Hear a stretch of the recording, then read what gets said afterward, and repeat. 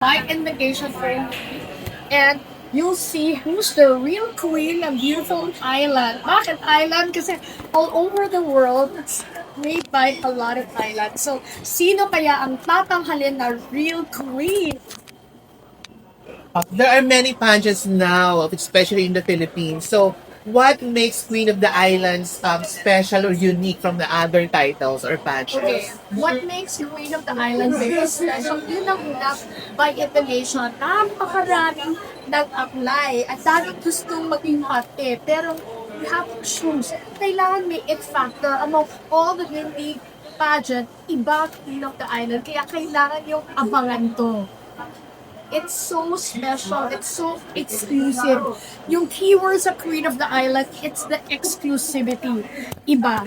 Promise. How did you come up with those candidates na mga kilala at mga pokusera ko sa ating pageant world? Actually, mga candidates, you'll be so surprised. Sino ba napili namin? Aside from napakaganda nila, ang kanilang talent ay exceptional. Mga hindi karaniwan. Talagang yung kababalaghan, magtataka kayo na may ganun pala.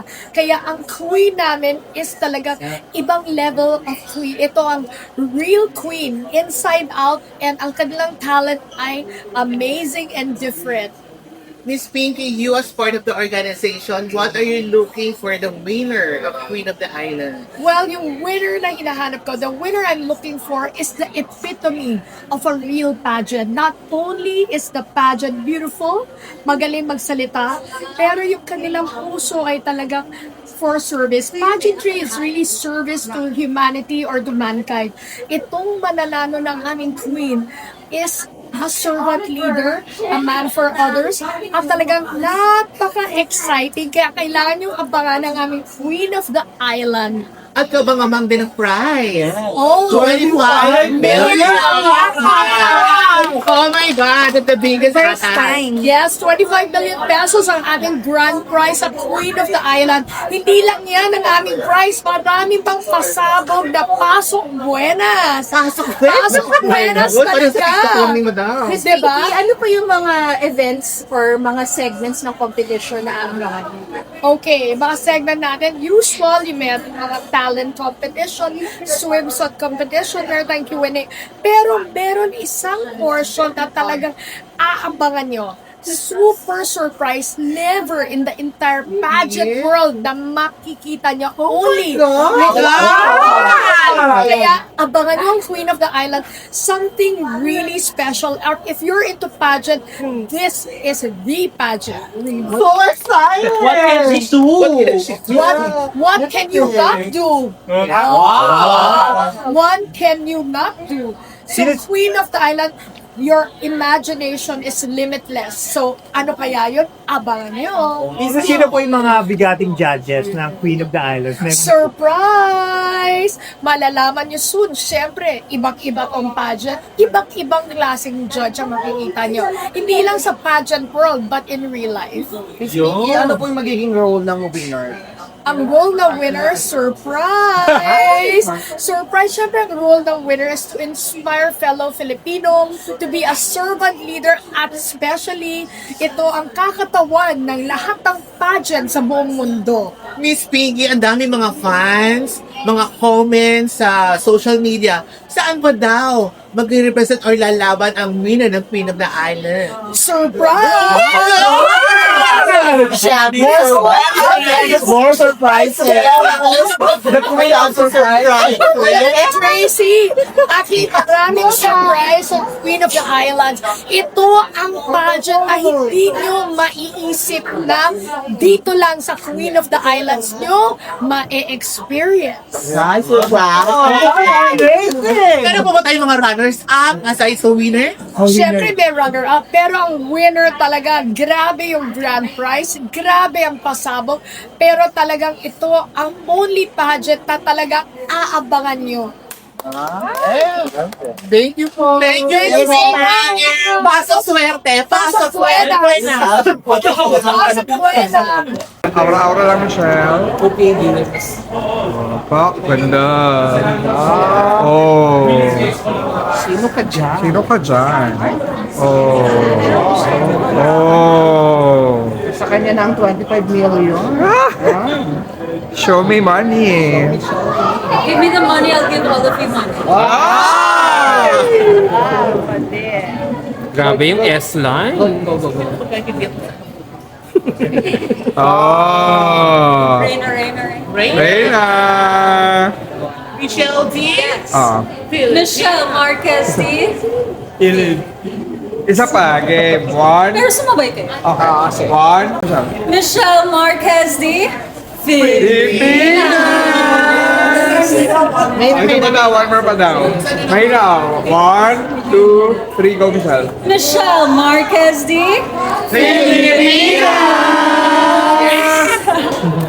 Michelle, bakit mo ginulat kami lahat sa pagsali mo sa Queen of the Island? Ang sinabi ko naman sa inyo na hindi pa ako tapos, di ba? Hindi ako ako. Hindi nyo lang alam kung ano yung pageant na sasalihan ko. Pero hindi pa talaga ako tapos. Alam ko marami pa ibubuga.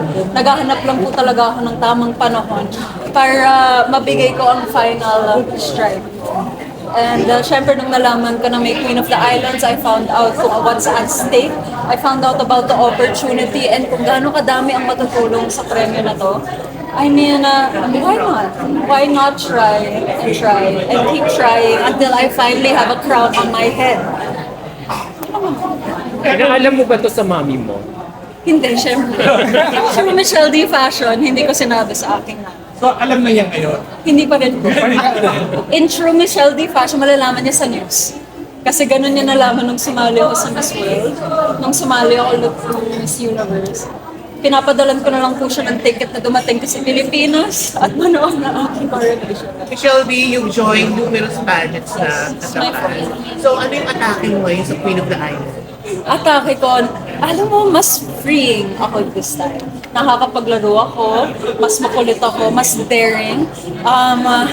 How do I disclose this without disclosing some of the things that us queens know what to do? It's a very different format of a pageant. Some of the things that are happening, hindi nyo inaasahan na mangyari inside a pageant. And truly naman with what we're doing, iintindihan nyo din po eventually kung bakit 25 million po ang premyo. And I'm very, very excited po, very lucky, and very nervous also. Kasi alam ko naman po, bardagulan ang pageant. Hindi ko ina-expect na medyo madami pong Miss Universe, medyo madami pong artistas, medyo madami pong... So it's a different energy sa na-experience ko. So I'm excited for the challenge. You know naman na I love a really good show. Michelle, among the co-candidates, sino yung pinakaka-close mo? Pinakaka-close ko so far. Naku, you know, some of the candidates na in-announce. Kasi nung nag-announce po sila, hindi po namin alam lahat kung sino yung mga ibang dumadating. Alam ko lang kung sino dumating sa araw ko during the shoot. Ka-close ko naman halos 80% of them. Nakatrabaho ko sa ibang serye. Si Sanya, sila Shubi, syempre nakasama ko sila sa loob ng bahay ni Kuya. But in terms of, let's say, other beauty queens, si Atisa ka-close ko, si MJ ka-close ko, si Gazini ka-close ko. Lahat ng Miss Universes nandyan, ka-close ko. Lahat ng most of the artistas, kilala ko din. Kaya it's going to be a very, very interesting... Follow-up question, if you're going to have a hand-to-hand, sino yung makakahawak mo ng kamay sa dulo? Sino kaya ito? Sino gusto niyo? I don't mind naman kahit sino naman, basta yung kamay ko yung nasa taas. Michelle, we still can't get over your iconic gown in your previous pageant. So now that you're here in Queen of the Islands, kaya mong higitan pa yung iconic Mark Bumgarner gown? Masasabi ko ang aking performance dito ay hihigit at hihigit po sa kahit anong pageant na nagawa ko in the past and siguro gagawin ko in the future. May specific plans ka ba para sa 25 million pesos?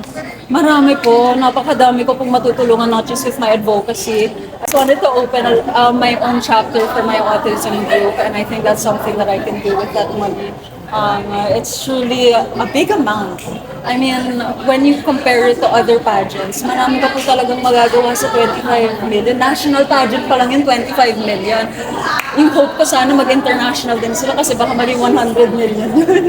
Michelle, kung saan naman yung preparation mo dito sa Queen of the Islands? Hindi mo naman hindi lang po kailangan 25 million dahil mayaman naman ito. Ay, hindi naman po. So, aside from that, ano pa po ang reason ko bakit ka po talaga sumali ng Queen of the Islands? I mean, I know that I've been very good with my finances, but, you know, sa mga hindi nakakaalam, muntik na po ako mag-zero ng Miss Universe. Kasi sariling pera ko po yung nilalabas ko sa voting, sa preparation ko. And if hindi po yung naging successful, siguro I would have started from zero. So even since my pageant, pag uwi ko, kahit hindi ako nanalo, I was really smart about my money. Pero it doesn't mean na unlimited po yung pera ko kasi nagtatrabaho lang din po ako. Pero marami din po akong pangarap. And, you know, we can only do so much when you're public figures to have the opportunity to get this kind of money. Hindi naman po biro ang 25 million. Hindi dami mo po talaga magagawa din. And if it's just about skills or qualities, syempre, abangan nyo na lang kung ano yung magagawa ko. Pero mga negosyo, marami po talaga akong matutulungan. Not just with myself and my personal life, but outwardly. Why should Michelle win Queen of the Islands? I believe I deserve to win Queen of the Islands because, you know, I have so much left to offer. I have so much more to prove to my fellow kababayans. And like I said, hindi pa ako tapos. So I'm very excited to show all of you what I have in store for this competition. Hindi pa tapos. Thank you. Thank you. Hi everyone, good afternoon. I'm Atisa Manalo, vying for the title Queen of the Islands. Quezon Province, of course, yes. Atisa, bakit ka sumali sa Queen of the Islands? You know, I recently signed with GMA and I'm sure GMA has a plan for me and I'm following their steps. So, di ba itong ikaw guys sa 25 million? Ay, pwede na rin. 25 million is 25 million. Anong plano mo kung sakali man na ikaw ang talagang kauna-unahang Queen of the Islands? Anong plano mo sa 25 million? Oh my, invest. I want to invest it somewhere. Ano yung hindi pa namin nakikita kay Atisa na ipapakita mo sa amin sa Queen of the Islands? Pero nakita niyo na ata lahat eh. Kailangan manalo ka dito. Pag-iisipan ko muna. Kailangan ipaandar ako para manalo. Isa sa lahat na interview namin, yung gusto nilang kasama sa top 2. Ah, talaga ba? Anong Ano masasabi mo? sabi mo? Very honored that they see me as one of the top candidates. Atisa, Sana po di lang ang sila. sino sa tingin mo pinaka-may makakalaban Oh my God. in this pageant? Ang daming girls. Like, nandiyan si Gazini, nandiyan si MJ, nandiyan yung mga rampadora, mga talakera, nandiyan si MMD. So, hindi ko alam. Tapos may mga bagong girls rin na ang gaganda rin nila. So, hindi ko talaga alam. Hopefully si MMD or si Gazini. Para meron akong percentage sa Ano masasabi mo sa mga fans mo na hindi ka sinusukuan hanggang ngayon hanggang sa Queen of the Islands? super thankful always for the support of the Atis Lahens and everyone who supports me kasi kahit sinabi kong, tapos na ako, wala nang next, nandyan pa rin sila. So, nakakatuwa na yung support all throughout, nandyan pa rin kahit anong mangyari. I think so. Why should you be the first Queen of the Islands? I think I should be the first Queen of the Islands because most of the islands in the Philippines I've actually visited and I've been with the people of every island, almost. I think most of the provinces in the Philippines, and hopefully that has weight when we're on stage and people see that I can actually be a good representative of the Philippines again.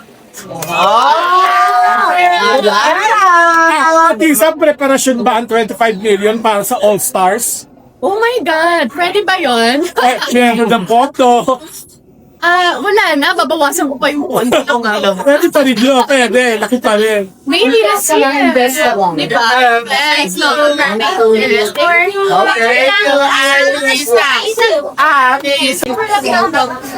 ni Bakla! Oo. Sabi niya bakit? Dinadaan sa... Atisa! Here. Atisa! Atisa dito. Atisa, message pala sa lahat ng artistahin. Takot po always for the support na kahit anong gawin ko, nandiyan kayo nakasuporta. Ako dito. Kahit anong nahaking kong landas, nandyan kayo, nakasupport sa akin. And I'm grateful for that always. At isa dito, picture project. Okay. Ka napapayag ngayon sa Queen of the Islands, kakalaban mo pa lang si MJ All-Stars. Well, negotiable. 25 million ba naman, diba? So, May pinaghahanda ka ba sa 25 million? oo. of Lalaban ka ba course. uli, MJ All-Stars? Hindi natin sure. Anong gagawin mo sa side? Well, first and foremost, hindi pa rin naman nagbago yung purpose natin in life, which is to help my family and the people from Gaza. Second is for my advocacy in the elderly care, which is still in my heart since 2019. And third is to buy my mama a house. Wow. Yes. Pero nabalitaan ko, may nagawa ka na daw na way para madala dito ang iyong father and your siblings. Ano, Yes. update po kami doon. I have been in contact with the Philippine ambassador of Palestine in the Philippines, also the Egyptian ambassador in the Philippines. So we are currently processing the documentation for them to be approved to pass through Rafah border.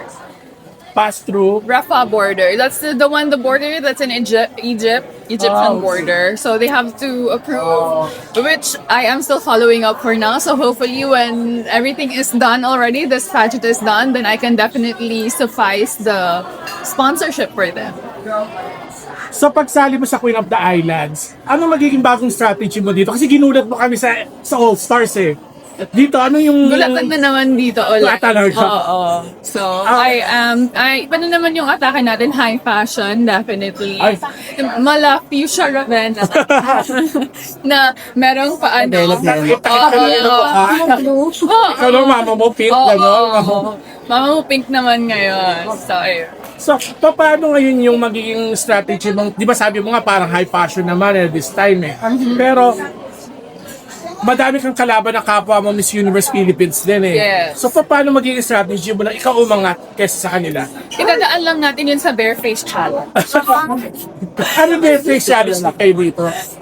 Hindi naman, pero yun yung yun yung persona ko in this lifetime na siguro. Ginawa ko na siyang personality, oo. Sino ang gusto mong makasama sa Thank you.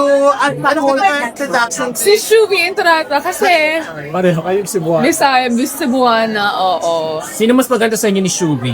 Ibigay ko na sa kanya yun. Kasi, Pero sa iyo yung premyo. oo. Sa akin na lang yung 25 million. Anong nire-represent mo dito? Ano? Anong nire-represent mo sa Queen of the Philippines? The Pintan. The Yes. The iconic Rizal where he was exiled. Dahil siya, example ng introduction. Okay. Gazini Ganados, Queen of the Pintan! Yeah. Rosino ko side, full eh, yung intro. Gazini Ganados, Queen of the Pintan! Kasi mo yung pumikiyak? The Pintan!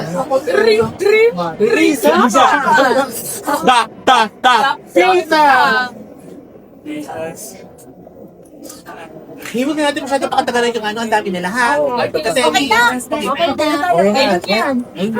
Rain naman tayo. What can you do? Everything! No, seryoso. I can do everything! Oh my gosh! Welcome back to Pageantry. Bukod sa pagsali ha, kasi nag-host ka. So, Pera lang pala yung makakapagpabalik sa akin. Mukha pera. Grabe siya. Alam niyo na sa ekonomiya natin ngayon. Inflation is real. So, eto nagbabalik ang kumare niyo. As matured and as ready as ever. Paano mo mapapanalunan ng 25 billion? Anong strategy na gagawin mo? Napakahirap, no? Kasi syempre lahat ng mga kumare ko nandito. Umpisahan na natin kay MMD, Ara Arida, Atisa, talagang mga pageant favorites ito. At hindi lang yan, di ba? Napatunayan na talaga nila on the international stage na kung ano talaga yung capacity nila. So, I really believe na when I won in Binibining Pilipinas the third time, that was when I really let go. Mas nag-relax ako, in-enjoy ko yung moment. Talagang ninamnam ko lahat. So I think it's going to be the same strategy that I'm going to be using here. Maganda-gandahan na. May redemption arc ba? Kang nararamdaman Wala nang kailangan ng redemption. Hindi, wala naman tayo na panalunan sa international, di ba? So, kailangan we always consider every stage a new stage. Kailangan pinaglalaban natin yung bagong corona na gusto nating mapanalunan. Sa bagong corona po, anong kulay ng gown? Basta hindi puti. Alam yung feeling ko pink talaga, swear. Feeling ko lang. Kasi, Oh, ito ka nanalo. oo, kasi di ba sabi nila dati puti na nanalo sa binibini, pero nag-pink ang kumare nyo. Corona? Tina, andito si Atisa, si Ariel, Yes. and a lot of beauty queens. Who do you think is your greatest competition among them? Pinaka-competition ko. Siguro si Ara, pinaka-edad ko.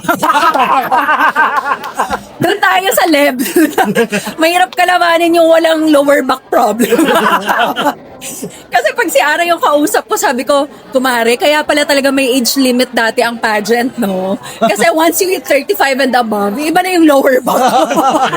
Talagang may limitation siya. Pero paano maghanda yan? Kasi rarampa ka uli, yung lower back issues na yan. Ang super workout ang kumare nyo, on the days na wala activity sa pageant, talagang I make sure that my core is strong. Kaya every other day, nag-gym talaga ako, wina-workout ko yung core ko kasi it will support your lower back. Alam nyo na.